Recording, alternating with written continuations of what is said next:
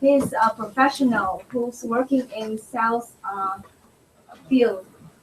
He has more than like nearly 10 years working in selling and merchandising and has a lot of experience in interacting with his clients. In his free time, he would like to go to the choir and sing. He would like to go vacationing, and also he would like to go to wine tasting. So he will be here today to talk about selling with emotional intelligence. So please give him an applause, and I would like to leave the stage to you. Thank you, everyone, for being here also tonight. For those who do not already know me, I've been involved with AASuccess, I guess shy of a year now. I met Dave and bowed at Asian American Chamber Gala earlier this year. I believe it was around February. And I heard a little bit about the organization, and I said, oh, it's the kind of organization that I would love to see if I could be of help. So I started getting involved, and Dave actually invited me to partake on the panel for the YouthCon Scholarship, and where I had an opportunity to see how the LSA program was having just great positive results on the students that were not only participating in the program, but actually graduating from it. So without further delay, let me get right into the presentation. I thought I would make it a little bit interactive. Today you will get an opportunity to hear from one of AASuccess alumni, Min, who will share a little bit about his experience of working with me and as being mentored, and how he's been able to take that and further his skills he's learned from LSA program and work with Dave and improving his sales skills as well as client interaction. We'll also get an opportunity to hear from Wendy a little bit about her strengths as graphic designer and how she's able to forge new client relationships. And we have a surprise guest, one of my clients who's actually here, and Rachel. You get to hear from her in a little bit too about the dynamic story that she's going to share with her entrepreneurship. So a little bit of background on me. I majored in marketing back in undergraduate studies, and I'm a University of Maryland College Park alumni. Go Terps! And pretty much just decided that I wanted to do 9 to 5 for a while. In my late 20s, found myself not happy, and when I was 29, I found myself also at crossroads, figuring out what I'm going to be doing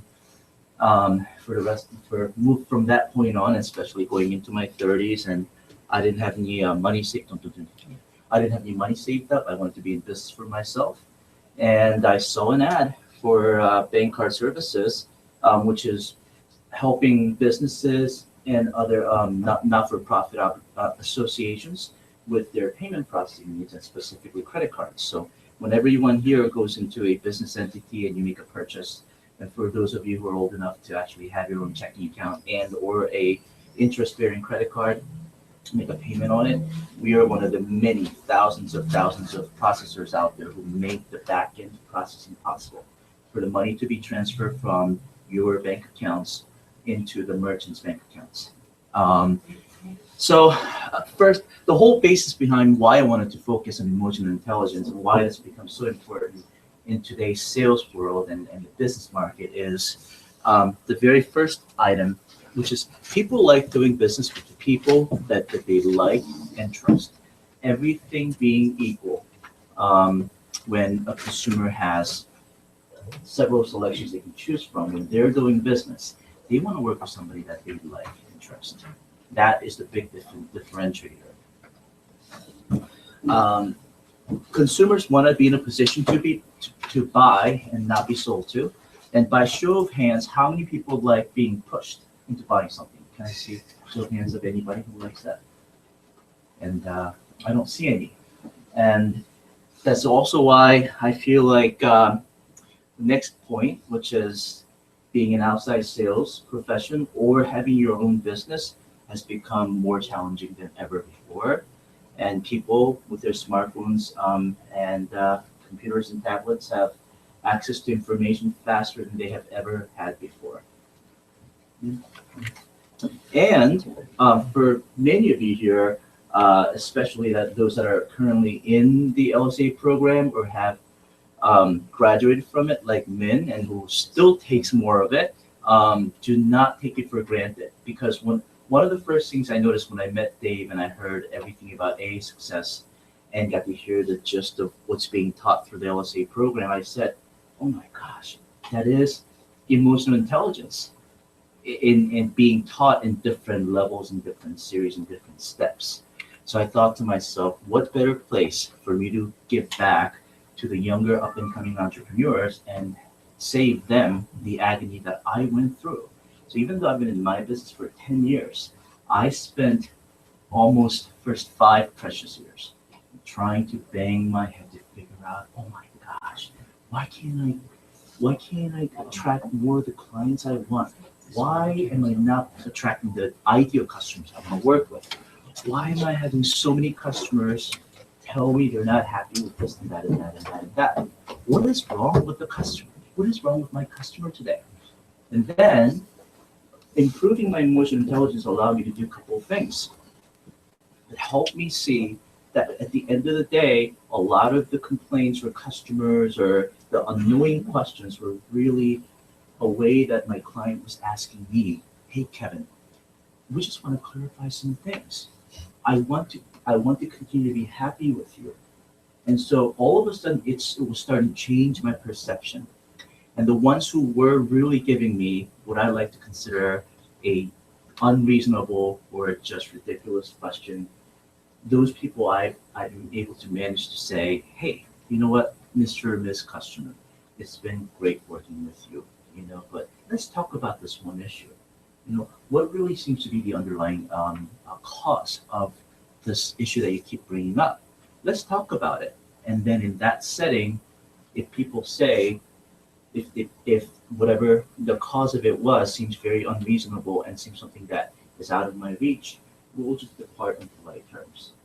So it has really done me a lot of good during the second half of my 10-year career so far to really have better control of the customers I'm working with and really head my career towards a different direction. Thanks. So people use the left side of their brain to think logically. And the right side of the brain, there's a very small part that makes somebody make decisions emotionally. So people think logically and make decisions emotionally.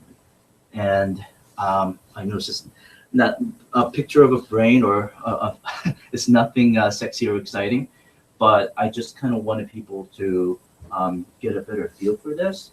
And especially in the past couple of years, I've been so fortunate to hear from a lot of well-known speakers who go out specifically and teach people the art of emotional intelligence and how to become better at connecting with your customers and ideal prospects and clients. Next slide, please. So I want to go back. I want to just sort of go over the obvious benefits that improving emotional intelligence will have. I already mentioned about improving sales results as well as increasing your closing ratio if you are in business of offering a service or a product. And I've mentioned this already, and better connecting with your clients and being able to control the type of client that you want to work with. And one of the interactive things I decided to do was to do a little quiz in between the presentation, and for someone who gets the right answer, I have small Starbucks gift certificates. So question today is, what happens if you get into a argument or a conflict resolution conversation and you just can't seem to connect emotionally with your client? what would happen as a result if you just can't gain control? Anybody want to give it a try? What mode would you get into if you can't get into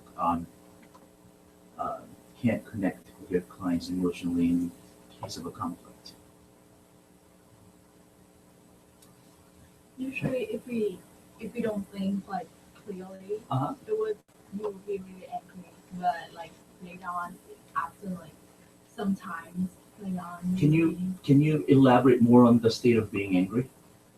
like you would argue a lot, Uh-huh. like as in your school time, maybe like between like the teammates. Okay. And And there's you would actually be a state that is phrased, so that's what I'm looking for. If no one knows it, then she'll get the certificate. Anyone else want to give it a try? To continue to that idea, I think when you're angry, you Mhm. tend to make like wrong decision, Mhm. like the decision that you know Mhm. when immediately when you talk about it, and then you regret it immediately. Okay. Fion, how about you? Frustration? Uh-huh. Is that like the phrase you were looking for? Is it unwilling to compromise? Anyone else? No. Actually, she still gets it. It's called fight or flight mode. Here you go. $5 Starbucks gift certificate. And unfortunately, in the beginning of my sales career, I'm not proud to say that I found myself in that situation a couple of times, and so that's one of the benefits. You learn to figure out, okay, why is a customer making a complaint? Why is a customer, causing this situation where all of a sudden I'm finding myself in a conflict with them? Next one, please. Okay, let's and obviously, once you have a control of it, you can improve every single one of your customers' satisfaction level. Okay.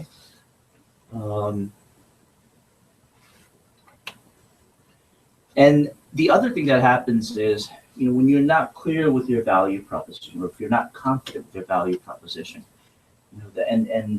your customer or your prospect can get a sense of that. They start to negotiate with you. To see if they can get a discounted price or pay you lower than what you're worth. And if you have a better control of the situation and in stating your value proposition, you're going to see that you will get paid what you're worth. And your time is precious just as much as everything else, all the other resources and energy that you pour into your business. And Can you define the value proposition a little bit clearer for the student to understand? Sure. Yeah, like what they, in terms of like what they have, self like achievement or what they offer. Actually, Min, this is a really good time. What is a to- value proposition? Actually, Min, since you've been such a great person for me to work with in terms of mentoring, I would love for you to share that with the audience. Okay. So value proposition to me is like it's like what you can bring to the table.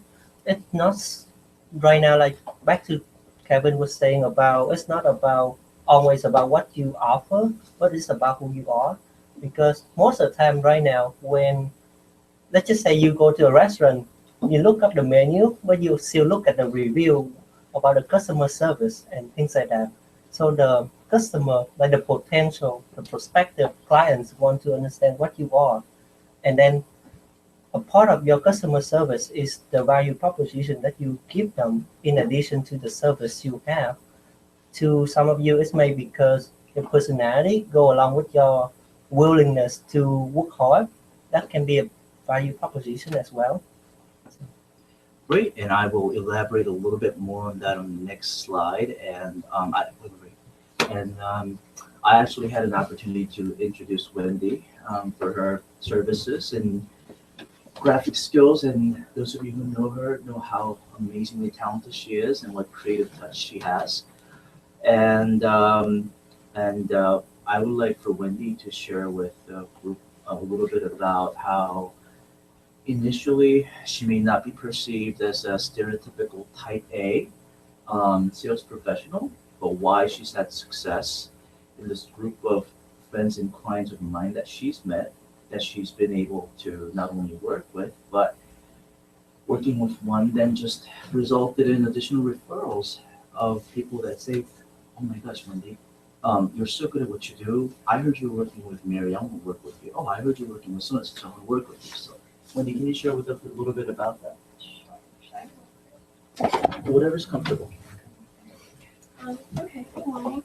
So through Kevin's circle of friends, I initially met one of them at a networking event, and I was kind of nervous because it was my first networking event, and normally when I first meet people, I just tend to stay a little bit quieter and listen to what they have to say. So when I first met this one, her name is Mary, I was listening to her story and what she wants to do in the next few years and expanding into a new business. So I just stayed quiet and I just smiled, and she did all the talking. And later I heard from one of my friends who went with me that she said that I was quiet, but she got a really good vibe from me. And that surprised me because I thought that in making connections with people, you have to be outgoing and you have to be super quirky or something. But that didn't happen at all. So she contacted me, and then we met up for an initial meeting to talk about her business and what she wants to accomplish. And I just really wanted to provide the best designs I can, because in our meeting, I felt that she had a lot of passion and a lot of drive for what she wants to do. So I just really wanted to provide the best service, provide the best products as much as possible. So we went through several drafts for the logo and the business card, and everything was going fine. And then we got to the printing stage, and the print shop completely messed up her order. And I was really upset because she didn't get it on time for her event that she was going to use it for. So I contacted the print shop and I complained about it, and then they were able to make it up to us. So so in the end, she was happy with the result, and I was happy that she was happy. So I think in doing business with people, I think you just have to be yourself. Like, you don't need to particularly be outgoing or be reserved. Just be yourself and be friendly, and work hard and go the extra mile, and just genuinely show that you care about your customer and your products and your quality of service. Thank you. There's a couple things I want to say in that first person that approached me to the business. She's a type A.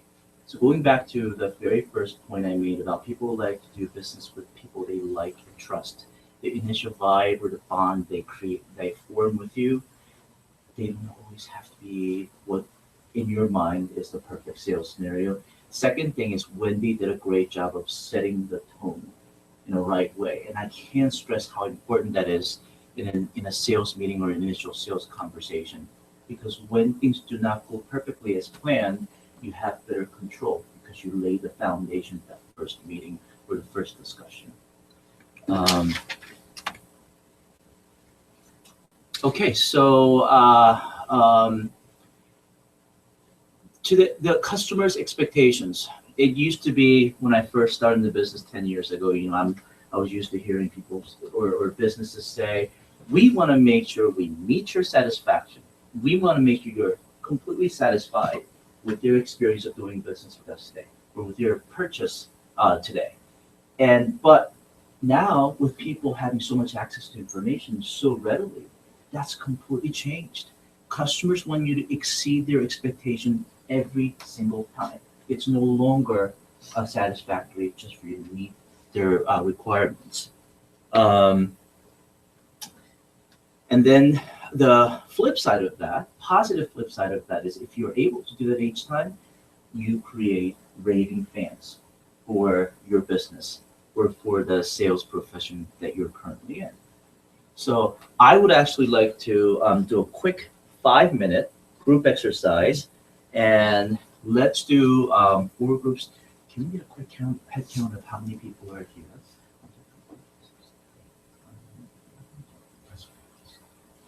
20.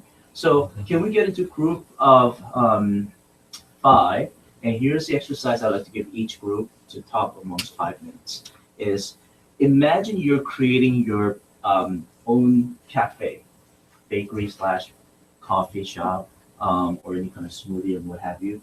And I want you to think about what your mission statement / value proposition will be. You know, you've got Starbucks of the world that's competing against with you.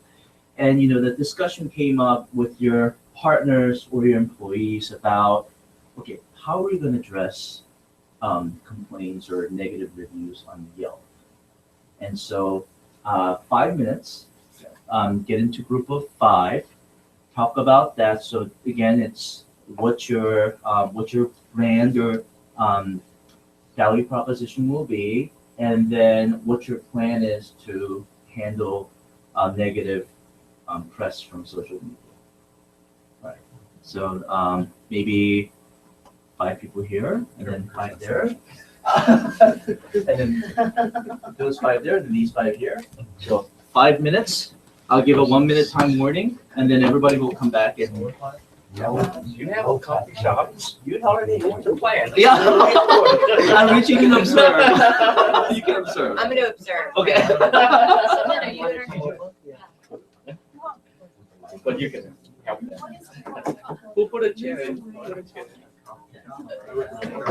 It doesn't have to be a coffee shop. Yeah, it can be a bakery, you know, it can be smoothie, so get creative.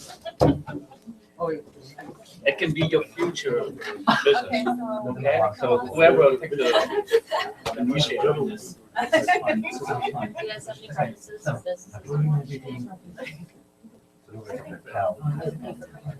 Okay, go ahead.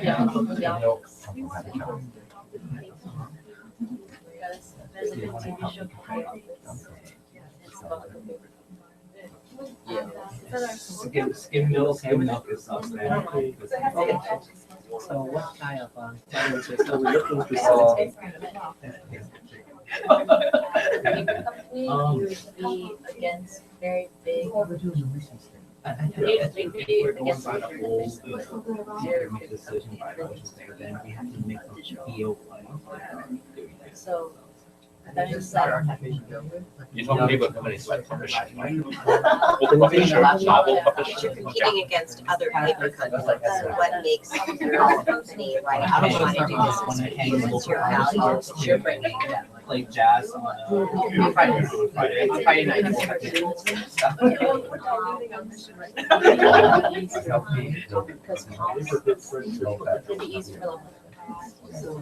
Let's just put ourselves as customers. So what are we looking for in terms of company when we hire?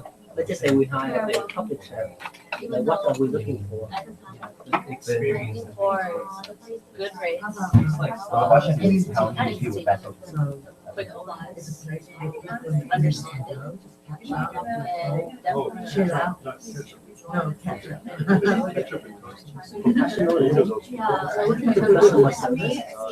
Basically, reliability to do business with. Is that okay? What if you made yourselves If we different look into it, by it's a giving problem. money, a percentage of every single sale you made to a program that plans to implement? What do you think about that? So you have to care about your environment, you have to care about what you make, and you care about the people that you serve. I think people would be more excited about buying your paper company than another paper company if they knew that what you were, every piece of everything you were selling, they were buying, you were giving back to maybe planting new trees or taking care of the forest. Right, because people feel bad about using paper, don't they? We call it Grocery recycling. So you can create a recycling program through your. This is your. So what you would think about if we have a negative review, what would you do? So that the talk to something that goes outside. You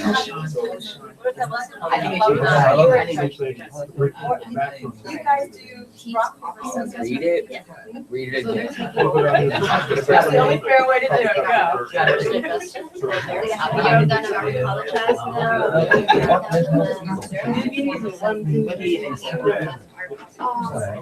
I would say if like what you're thinking about is reasonable and writing is, and then I would talk to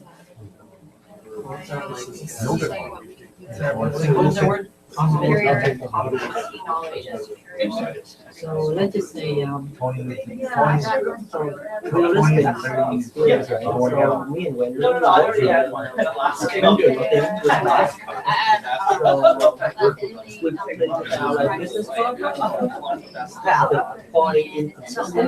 So we complain the first time, and then they send another one, and then it's still bad. The word there, value. But besides the actual part. 2 minutes left, 2 minutes. I will pass. Dirty silverware. Yeah, but the mention of value proposition is not just a positive. There's a bar, and there's working. I just stay together. Kevin was saying that the social media plays a big part in this. So do you think first we should solve the problem just because we look back later on we will exercise. Yes, it does. Because the information spreads really quickly and there's no way for you to prevent it. Do you have any experience? So I think we need to address the issue with the customer, right? And make sure that One they last minute. feel like you have heard them, right? And you apologize. No, right? you And apologize. you change the topic. Maybe you say, because of what's So happened, if that means. we are going to Maybe make do that a means donation to have, you to know, bright this colors and thing, things, you know, that positive you care about. punctuate. Like you to give us another chance. Very new age, huh? To prove that we can get through. Everything. People at the end of the day, It's like, feel like they but see, we just Right? How talked about frustrating what is I it do if you're right here, complaining? right here, that would get you your personality. Here's a gift card. It kind of, it's like a Band-Aid. It doesn't heal. Right, because we lots of, you know, Right? can we have Kind of yoga, feel like like you hurt sessions them. too on I Sundays? I don't know what we can do with paper. I'm sorry. Like, I do heard it again, you know, give them credit for getting out the next order. Here's your refund, here's a credit. Please let us make it right. I All don't right, time's up, everybody. Wrap up, please. And learn from it.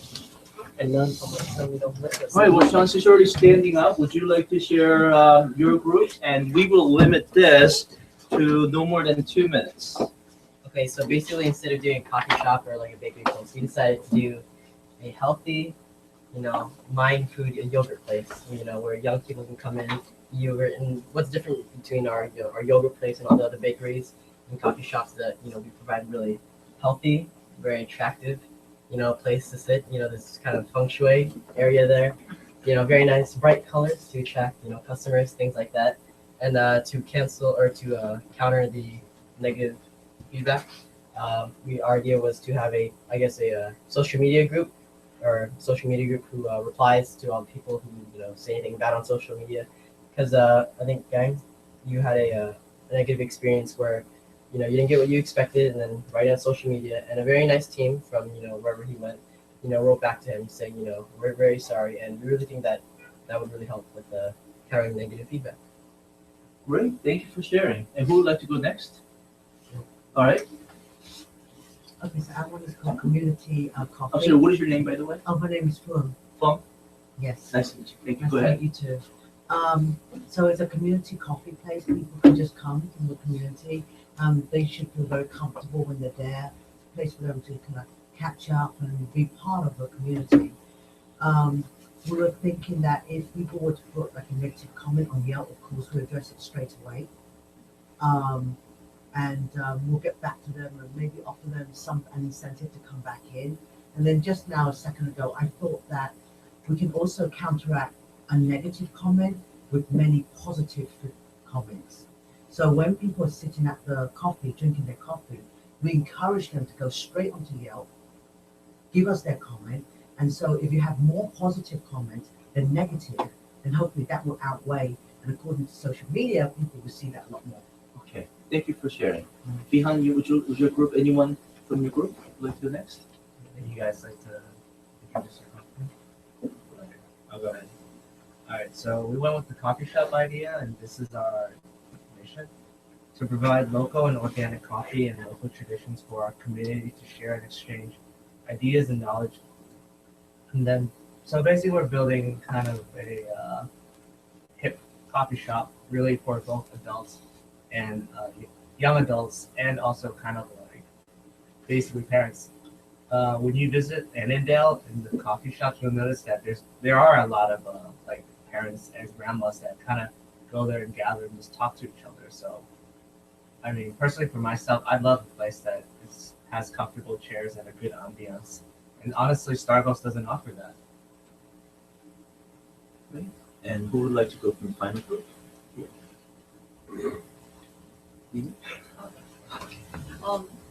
So my group, instead of doing a coffee shop, we are doing a paper publishing company, like Dunder Mifflin. And Would you stand up and face it? One more time, please. Will you go instead of coffee shop? What's your name? paper publishing company, and basically the things that make us stand out are that we would be super professional, we have great customer service, and we focus on giving back to the environment. We're a paper publishing company. And so in terms of customer service, we would make sure that all of our customers feel like they're heard. And in the case that we get negative reviews, what we would do is immediately address that complaint, offer discounts, perhaps reprinting, and maybe even a refund. But we always make sure that we reply as soon as possible. Thank you. All right, and let's give everyone a round of applause. Let me go over there to the next one. Younger place for young people, will that be welcome?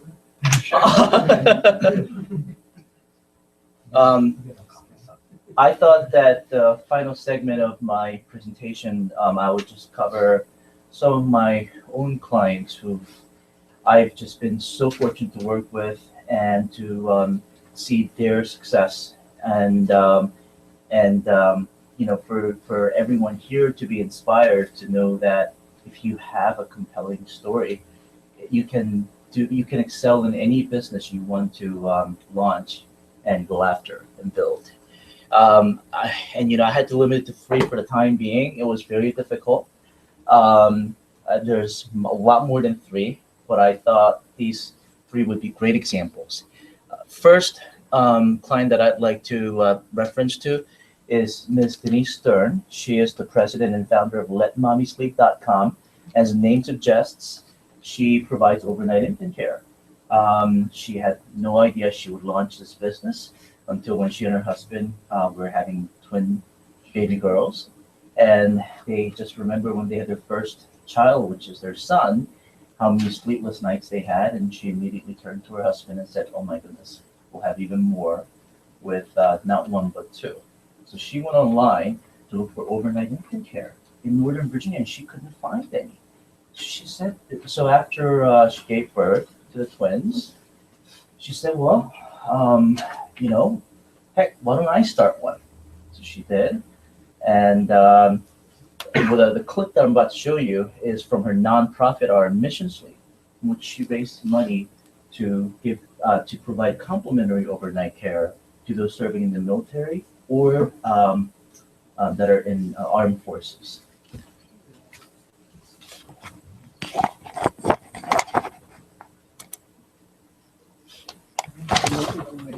Oh, you don't have to listen to commercial. Oh, thank you. Oh, thank you. I appreciate that. I didn't know how to do that. There you go. No, there.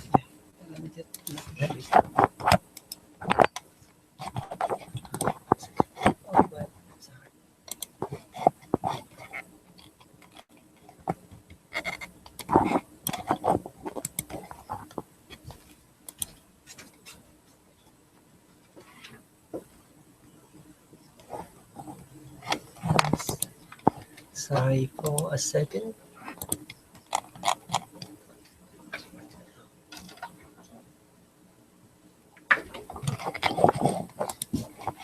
Can you restart from the beginning?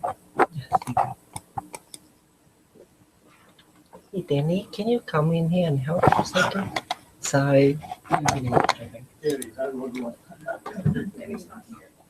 Oh, Let me see this.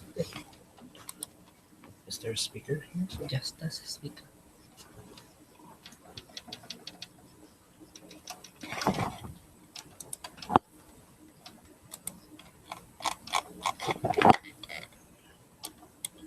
Is it connected?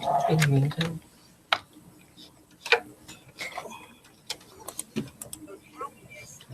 Maybe just use the laptop sound. Yeah.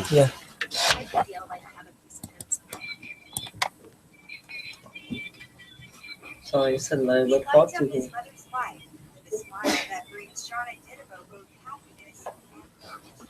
Oh. I do feel like I have a piece of pencil with me. I'm very It's gonna be out. It's gonna be out.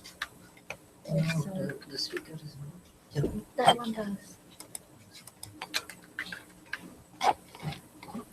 This one. I need to figure out how it's connected. Real fast.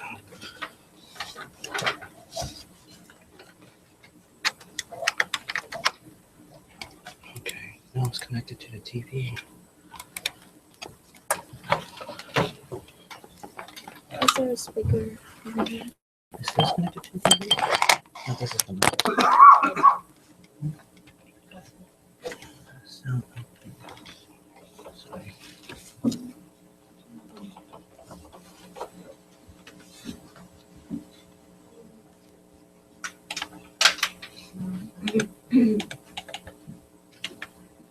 Oops.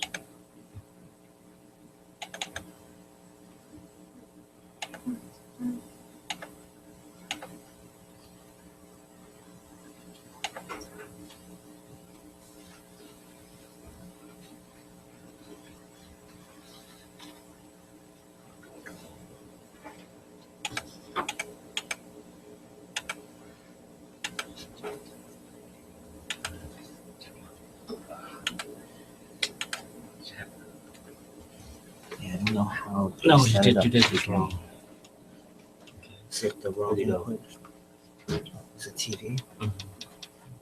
Is the sound going to the TV? Yes. TV. Set the TV. Okay. No, it's still going to. And then, Oh, perfect. It's still coming from here. plug it in. You have to plug it in. Where? Oh, this. Yes, plug it this one. Oh, Okay. There you go. okay. I was looking for this. Yeah, turn on the volume. It's on here. No, plug it different. This one? Yes. Okay, now you're fine. Yeah, sorry about that. Okay. Go ahead, play it again. Rewind. Let's start from the Oh, much better. Sorry for the hiccup.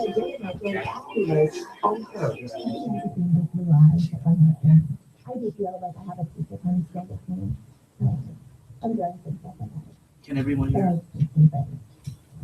Donna was just 8 days pregnant with her son Alex when her husband called her to marry and a police officer died in a crash while responding to a call. Donna lost the love of her life and soon became a single mom. Because having a new baby is such a joyous thing, and just going to speak a couple seconds. Her husband died while serving for the DC police police department after giving birth. A local organization that helps new moms, wives of fallen soldiers, and wounded warriors reached out, giving Shauna relief and putting the little guy on the right path of some much needed rest. A nurse is going to come and stay with me and help me get him sleep. The Youth during Founded Mission Sleep works to help more moms like Shauna in the area. We would like to make that transition from hospital home a little bit easier on these moms who are full of moms. This is Denise, they're my client. For Shauna, it's about tackling new challenges, bad sleeping habits. We've now leaving her son on her own doesn't feel so alone. It really does, right? And I'm so thankful they're going to helping Nancy's off in 4. That's cute. Denise got frustrated using her PayPal account, and she was referred to me in January of 2012. Between that time frame and end of this year, her revenue grew 600%. She has now The reason I got into nursing is because I wanted to make a difference at MedStar. That Now was you have super it loud. Like, full. Long story short, so and what do you know, her education was in public relations. So when she started her business, she was able to utilize her PR skills to gain these types of TV interviews and radio interviews using her nonprofit arm. And in addition to growing her business another 600%, she's now turned her business into a national franchise, and which is very exciting for us. We're actually helping each of their franchisees also open their credit card processing account. Second client of mine, I'd like to get Nick Irons, please, is Nick Irons with Irons Fitness. Nick is actually, I think he's only about a year older than me, 41 years old. He started Irons Fitness just shy of 4 years ago, and he made headlines.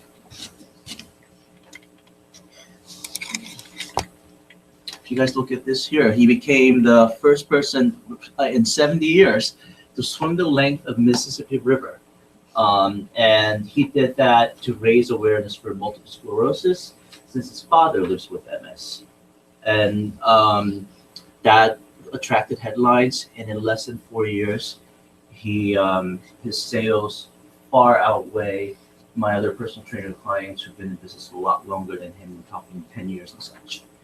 So the point I'm trying to make with both of these stories is when you have a compelling story, people don't have, people really don't have an opportunity to do anything other than, oh my gosh, I've got to do business with that person or that company. My one of my third example, and I'm so thankful for her time and generosity for showing up here, is Rachel Needle with Hope Rocks Jewelry. And I would like for Rachel to share with you just for a few minutes about how she came up with the business, how the idea came about, and the amazing successful launch party that she recently had.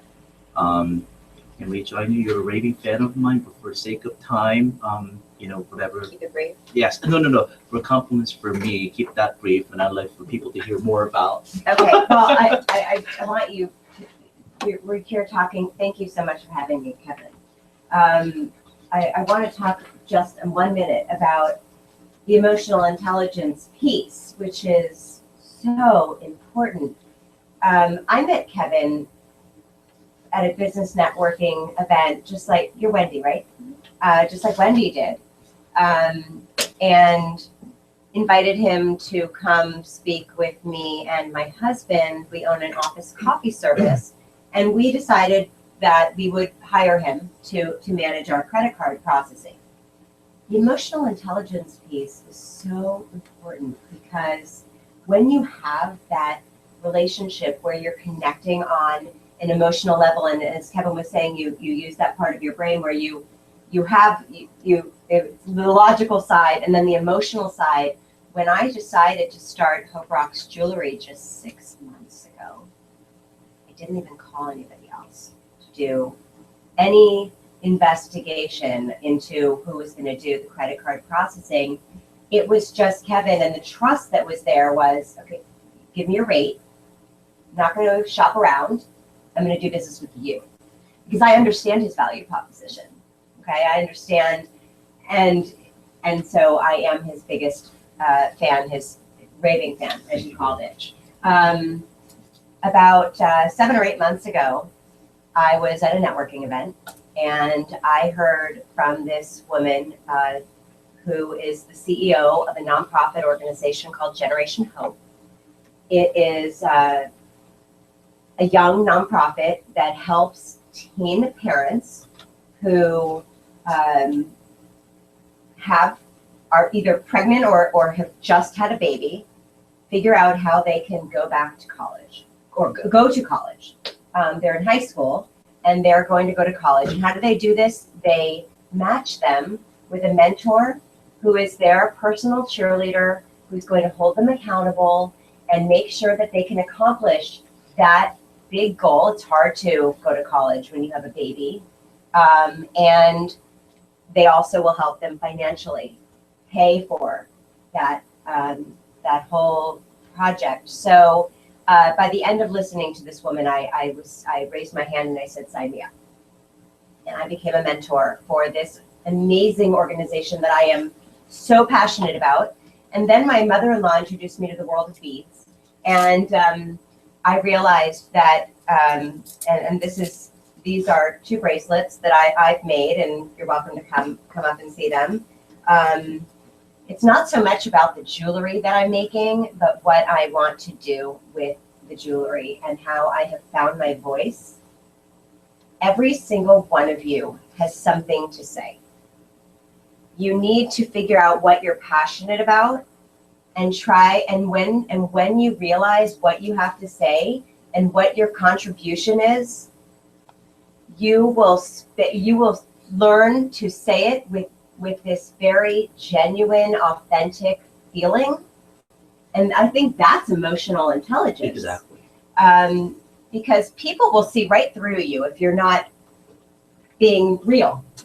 And they don't want to do business with somebody that they don't believe in, right? So back to the jewelry, I started making this jewelry and I started looking at these stones and thinking, you know, these stones are from nature. And when I'm in nature, I feel more at peace. I feel more grounded. I feel more connected. And I realized that what I really wanted to communicate with this jewelry was that when we are more grounded and when we are more connected with nature, we really are our best selves. And for me, my belief, my vision for this is that when we are our best selves, we are a positive force in other people's lives. And so I have connected this jewelry with Generation Hope, and I've made a very bold statement, which is that 10% of everything I sell will be donated to Generation Hope so that more teen parents can graduate from college and become really positive contributors to society, so that they're not taking from taxpayers and taking from the system, but really they're going to be making a better life for their kids. And it's really not about the moms, it's about their children, right? These children that are now probably not going to grow up in poverty, who, because their parents have a college degree, will be able to get a good job, be able to buy them clothes and the food that they need. And I have a big vision for Hope Rocks. It's had tremendous excitement. I haven't even launched yet. I'll give you my card. You can't even go on my website yet. I'm launching in a few weeks, but I have had people calling me, coming to my house, trying to buy this. I almost have nothing left to put on my website because I'm selling it so fast. I think it's because people really feel that it has meaning. Am I talking too much? No. And with that, can I ask you to sum it up with what's the emotional statement they're making to you when they come and say, I have to buy your jewelry? So when they're coming to buy the jewelry, they are saying, I care about, I choose to spend my money wisely. This is a very meaningful thing that I'm choosing to support. Also, every single thing comes with a description of the stones, which I think is a really big part of it. So when you give a gift, if labradorite, which is this bead right here, is about being strength and resilience, and you give this gift to somebody who is going to college and they're about to tackle something really hard, there's a story behind it. There's a story behind it, and it supports something that I should have brought the description. I didn't. But anyway, I believe that people really want to have that emotional connection to what they're buying. And I think that Hope Rocks is providing that on a number of levels. Thank you, Rachel. Can we give her a round of applause? If anybody would like to follow me on Facebook, here's my cards. Next, just a and I thought this would be the perfect time to summarize traits of successful entrepreneurs. Be passionate of your vision and purpose. Wear your heart on your sleeve. Was that just a little bit obvious with Rachel? So anything that you want to offer to your ideal clients, you wear that vision statement and purpose on your sleeve. Know your authenticated message / brand. And this is where I'm going to do my final quiz, and I have 3 prizes. And it's good. Okay, and before you answer this first question, you have to raise your hand first. What is Coca-Cola's slogan? Coca-Cola slogan on their commercials. Wow. No. Close, not quite. No. Wendy? No. Very close. No. It's regarding happiness. No. Very close. Smartphones. No, looking at smartphones. Today, it's yes, Coke, yes. But that means no. Is it shareable happiness? Close. Everywhere? All right, you'll get it. It's open happiness. Thank you. And the significance behind that is very important. How many people have seen in the news about the rise of research going on, medical research going on the negative effects of what soda can do to your body? How many people have heard the studies being done? So what Coke decided to do was to combat with that is they don't want to waste time trying to get the consumers to not pay attention to it.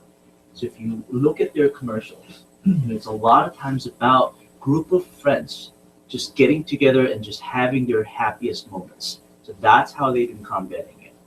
And then of the online travel services,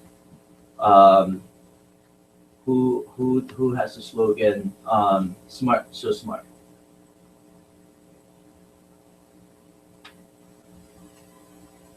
Can you say that again? Smart, so smart at the end of the commercial.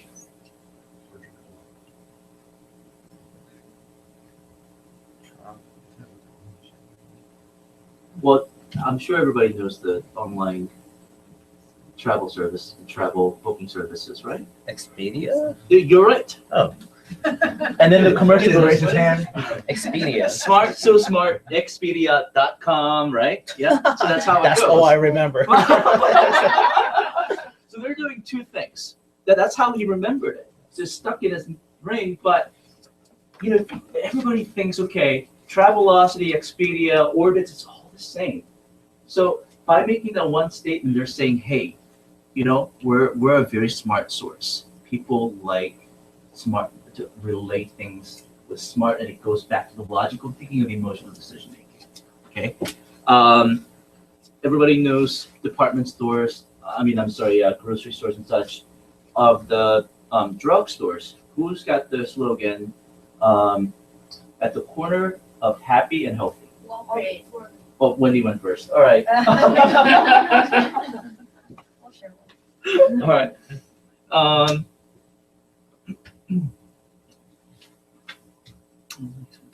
That's it, you guys. And I'm sorry. Let me actually just go over this real quick. I just have 2 more bullet points and we'll do questions and answers. The thing about these entrepreneurs is, including Rachel, is they are showing clear ability to turn a commodity into a sought after brand. Turn a commodity into a sought after brand. And if you do that, you won't have to, you won't get caught up on, and the reason I had you guys do the coffee shop exercise is because, so many people think if I go into sales or if I open a business, oh my God, there's going to be so many things to worry about. So many things to worry about. And you saw how it was just overwhelming to have phone calls with Rachel, and when she had her private party and just raising just her sales, I couldn't believe what she did that particular day, just with her group of friends. And she has big dreams, and I have no doubt that she'll meet them just as much as my other clients, Denise and Nick did. And final point, please. And offering extraordinary value to your customers creates raving fans. Thank you everyone for your time, and with that, let's go into questions and answers from all of you. Rachel. I'm thinking of a question now. How about from the AASuccess behind? So if you have a competing competitor in like a credit card transaction that has a lower rate, percent, how do you bring out the value proposition? That's a very good question, behind. In the first couple of years of my business, that's what I couldn't get away from. And it's a combination of a couple of things. I feel like now my brain is a big encyclopedia that contains so much knowledge. And there's so many moving components to credit card processing.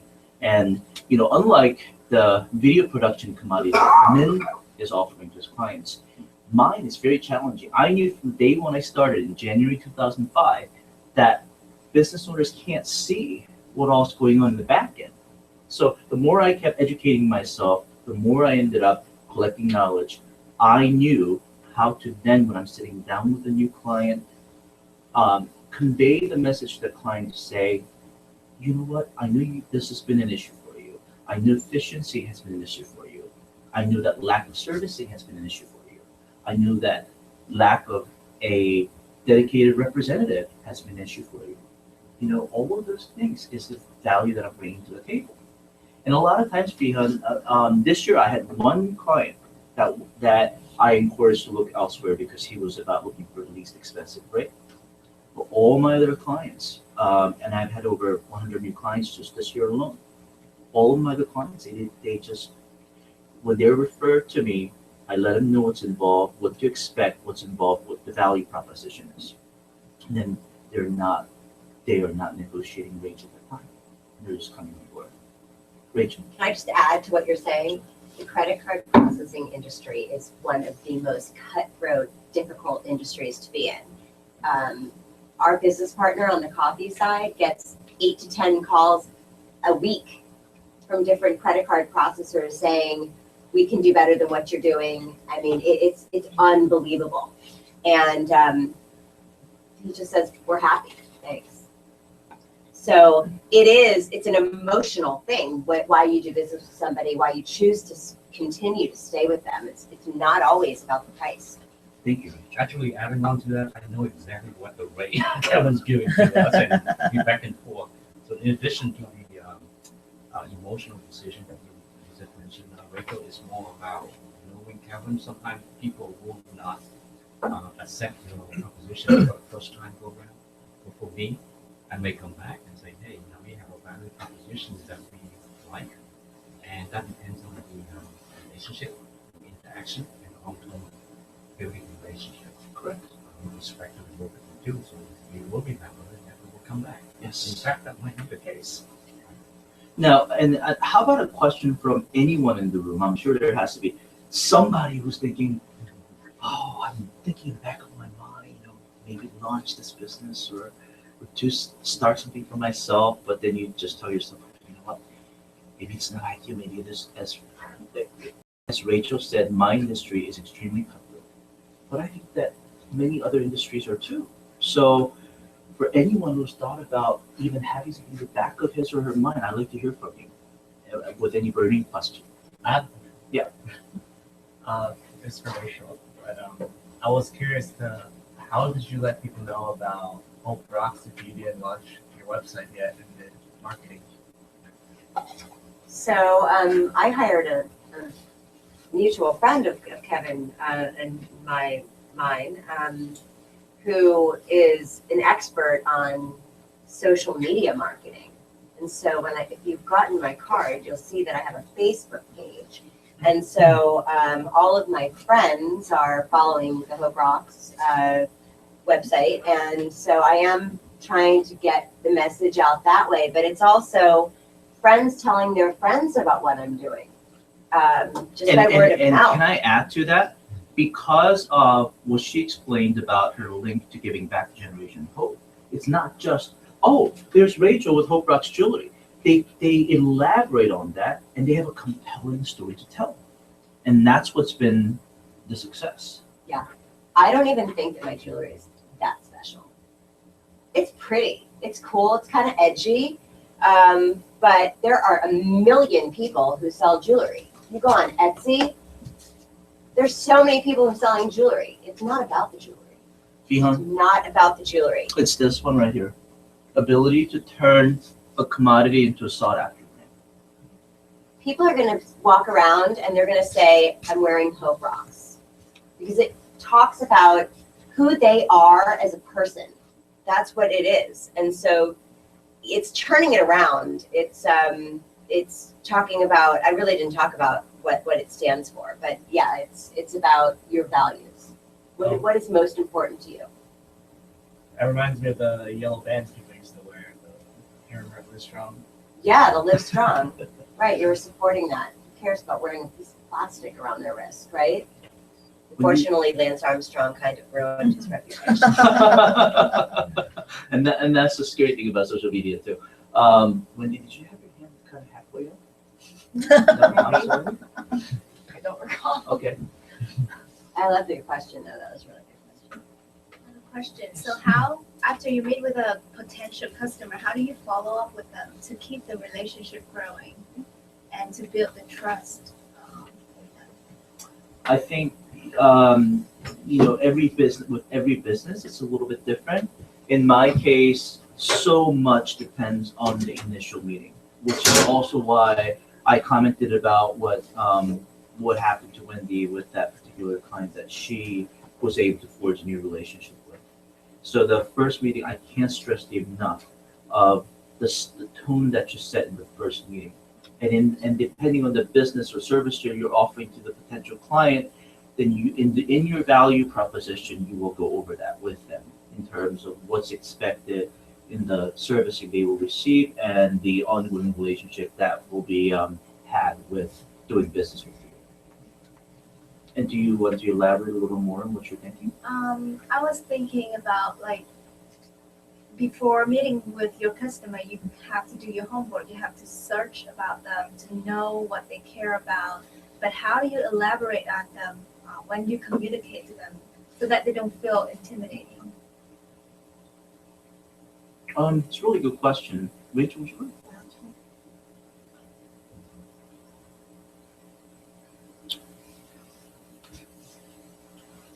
I think that it's about having people feel like they're being heard. And when you listen to them and you let them set the tone and you try to meet them on their level, you don't want to be the one talking the whole time. I think the interesting thing about Wendy's story, she said she was so quiet.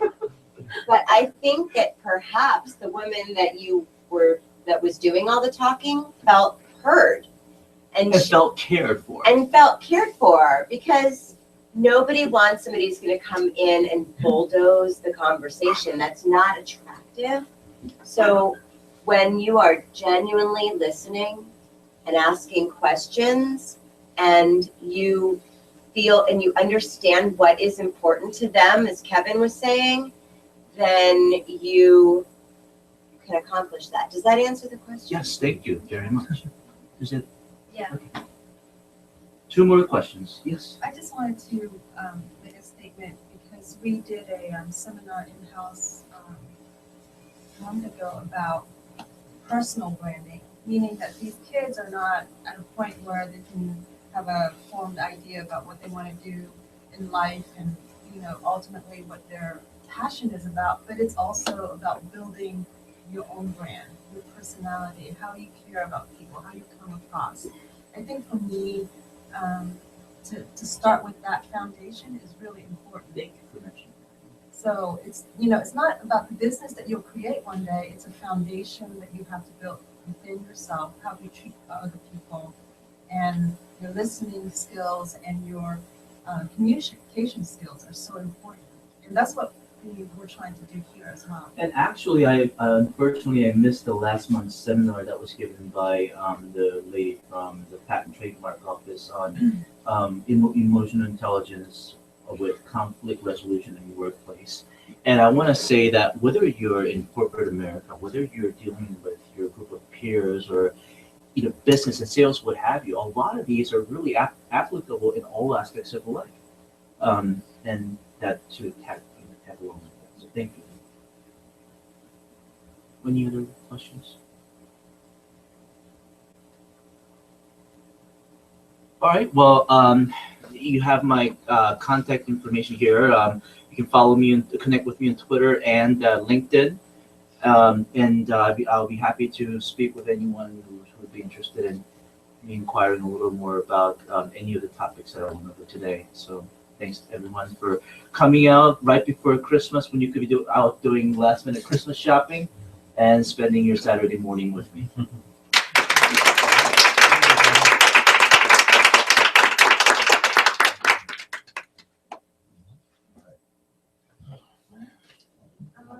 Thank you everyone for attending our seminar. I hope you enjoyed the seminar.